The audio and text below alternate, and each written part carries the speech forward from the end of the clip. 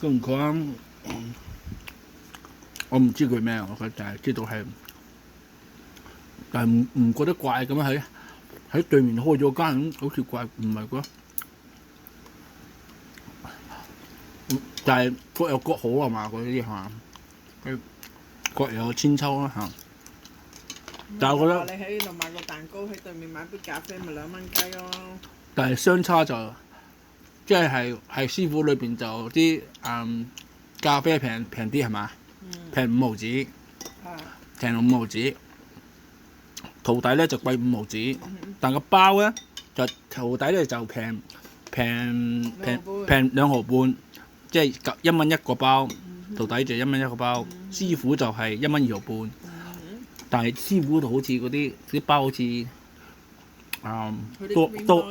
多少少蛋味係咪啊？嚇唔知啊。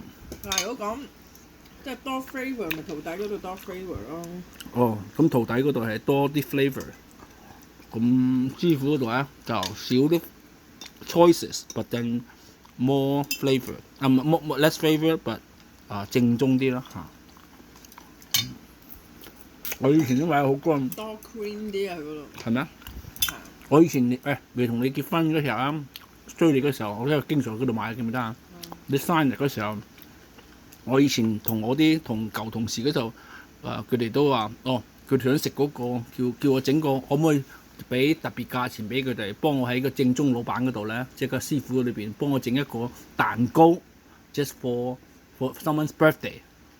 咁佢哋整唔到，佢就黐埋晒一齊幾個，即係每個分開齊嗰時候咧，擺一個咁咯去做咯，好食㗎嗰啲咯。以前我哋啲工友經常去師傅度去食㗎，